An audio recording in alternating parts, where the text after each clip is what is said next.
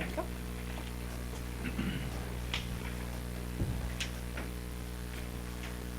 Mr. Russell, thank you for participating in the EASMC endorsement process. The interview will be recorded and posted to YouTube. Please speak up so your answers can be heard when answering the question.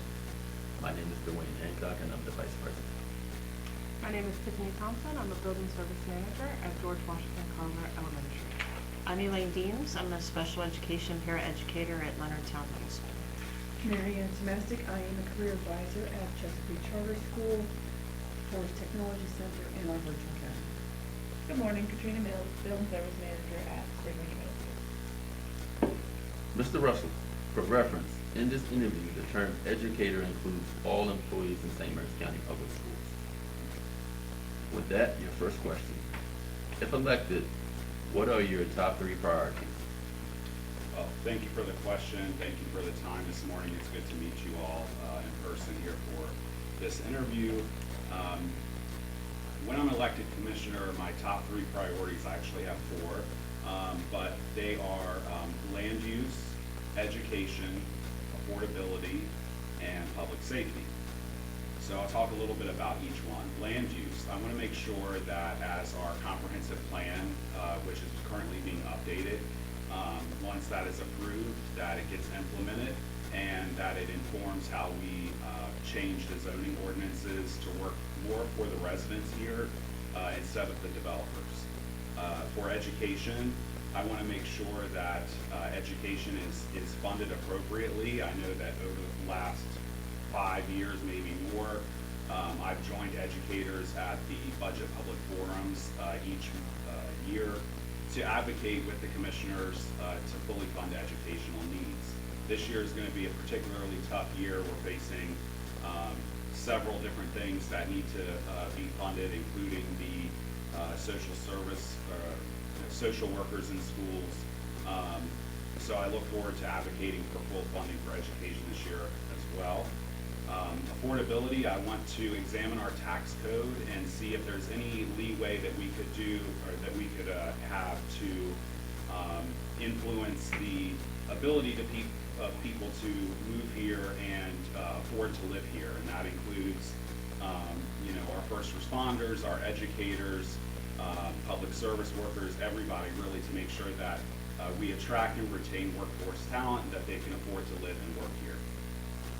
And then finally, public safety, also very important. I look at public safety as really all-encompassing, so a lot of people think, the sheriff's office, but I would also include community health and wellness. So making sure that our sheriff's office, our EMS, fire departments have the resources that they need to serve the community well, but then also how is our health department doing? How is our community wellness? What resources are needed in that area? So I want to focus on that as well. In your view, what challenges do you see the children in our county facing as they work to be successful in our schools? Yes, so there are a lot of challenges I think that kids are facing these days. Mental health is a huge one.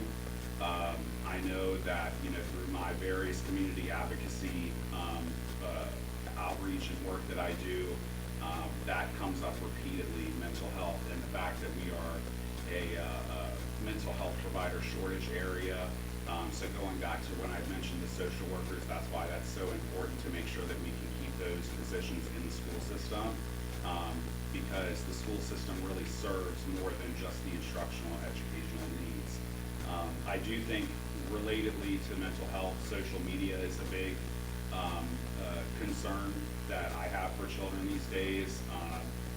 I spend too much time on my phone as it is, and my nieces and nephews, I notice them kind of picking up those trends. So how can we, really educate the youth to use the internet and things like AI and that type of technology in a way that serves a good purpose that does not detract from being able to have social skills and develop the skills that they need to succeed in their career field after school. Thank you. Which considerations are most important when drafting and finalizing the county budget? That is a good question. So I think at the base, we want to make sure that our residents are getting the services that are needed.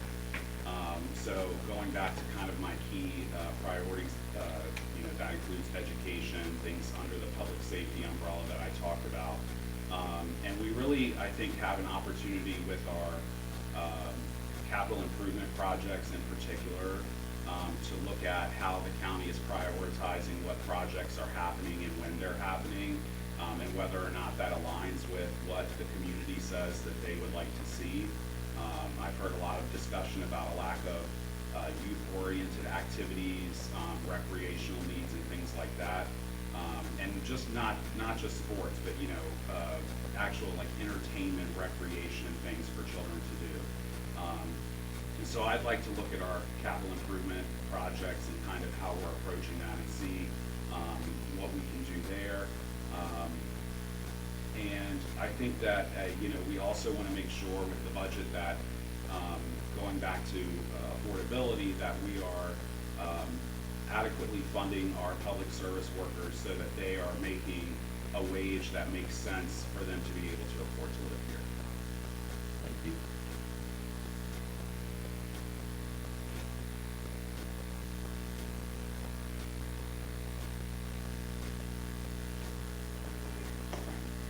As a county commissioner, how will you include the voice of SMCPS and public school educators in your decision-making? Great question. So I think it's very important to have a good working relationship with our Board of Education, with EASMC, with SMASA, I think is the administrator union group, making sure that everybody is at the table when discussions are happening. I think that, over the last several years that I've followed the budget process, things often get very contentious, I think, unnecessarily. And really, if everybody is coming from the same place of trying to make sure that the needs are met, there are ways to accomplish that without having all of that tension and division. So making sure that people have a seat at the table. I would have an open door policy as commissioner. I don't mind meeting with anybody who has thoughts about county government or what should be focused on. That is the role I view as a commissioner, to kind of bring those thoughts together and deliver results. Thank you. Please share an overview of your campaign, including your key endorsements, fundraising, and campaign plan, and why you believe you will be a competitive candidate. So no endorsements yet, but my campaign, as I said, is focused on land use, education, affordability, and public safety. And I believe through those 4 core priorities that I can look into the community and receive the feedback of what people believe needs to change, what people believe is going well now, and adapt things under the umbrella of those 4 key priorities that I listed. I believe I'm a competitive candidate because of the work that I've done in the community over the last several years. As you may know, I regularly keep the community informed through my website, Informed St. Mary's, which grew out of my run for public office in 2022. As I was out knocking doors, which I plan to do later today, I learned that people are not as informed about what is happening with local government and the decisions that are being made and how they can be involved. And that's for a variety of reasons, right? We're all very busy. We have kids, we're going to sports games, we have jobs. And so filling that gap with Informed St. Mary's really allowed me to meet with a lot of people, hear what people had to say. Folks, message me all the time with questions about how they can contact local government. And so developing those relationships with the community and really having a better understanding of community priorities, I think, makes me a competitive candidate. Thank you. Next question. County Commissioners passed a tax increase effective in 2025 to support the blueprint. As a commissioner, will you commit to use the revenue as it was intended to support education? Yes. I will definitely use the revenue that was promised to support education. And I think that, again, as education is one of my top priorities, that is something that I would be focusing on. Thank you. What specific revenue strategies would you implement to fully fund public school education? Good question. So I mentioned earlier that I thought there's an opportunity to kind of look at our tax structure and see if there's any flexibility in, how we bring revenue into the county. So a few years ago, as you mentioned, the county commissioners did decide to raise the income tax by 0.1%, which was a very modest ask, and the community supported it. So if we continue to see things from the state in terms of cost pushdowns and federal funding cuts that are really affecting what the county can provide at the county service level, and by county I mean not just the county government but Board of Education, everybody in the county. The county cannot afford to pick up the tab. Like, that is just the reality. So we need to make sure that if these cost pushdowns continue, that we're keeping the community informed and we're, again, listening to what the community has in terms of its priorities. So if that means restructuring our budget priorities to free up some funding to make sure public education is funded, maybe that's what we need to do. If the community comes out again and asks the commissioners to support a tax increase, I'm willing to listen to the community if that is their will. Like I said, a couple of times, the community is what is driving my campaign, and what the priorities the community comes forward with is what I will listen to. Thank you.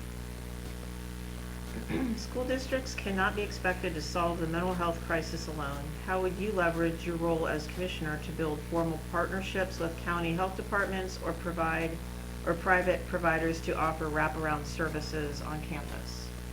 This is a great question. So I think that the commissioners currently do not engage with the health department at the level that they could.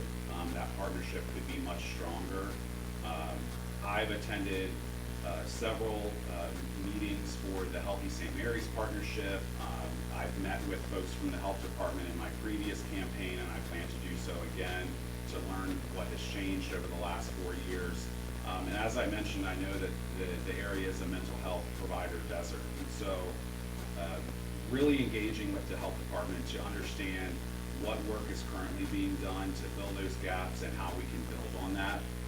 The health department has received a lot of recognition for community-based programs like the Health Hub, the school-based health centers, and those things are exactly the type of ideas and inventive things that we need to do to help fill those gaps. Thank you. We are the largest employer in the county. Our employees make up a large part of the community. How would you support us in your budget? Yes, so I, again, value education. As I mentioned, I support looking through our budget and seeing if there's flexibility to continue to ensure that public education is funded appropriately. I also think that the commissioners could take a more active role in engaging with the Board of Education, the superintendent, EASMC, in making sure that state policy is right for education funding. There's a lot of talk out there about the blueprint and funding structures and how funding has to be used. And, I followed the budget process not only for the county but for the Board of Education as well. And I've heard those conversations. I've heard some of those criticisms from the Board of Education members. So I think there's a real opportunity for the commissioners to engage in that process and partner with the Board of Education and the school system broadly to advocate for policy changes at the state level through our delegation members to ensure that we are appropriately funding education. Thank you. Commissioners often have equal power but differing viewpoints. Describe a time you had to build consensus among a group of peers with conflicting priorities. What was your strategy? Yes, that is a very difficult situation to be in sometimes when you have people at the table with different priorities. So, as you may know, I am involved in several community groups.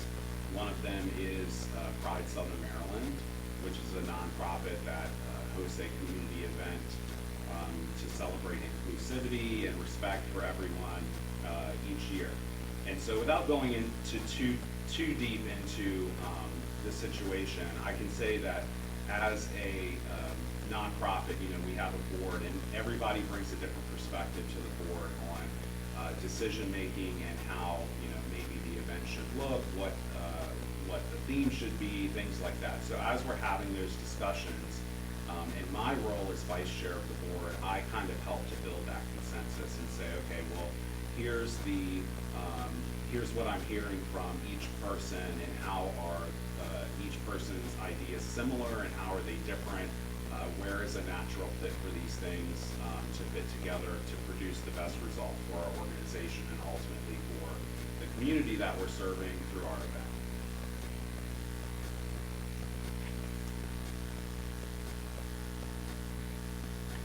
Thank you.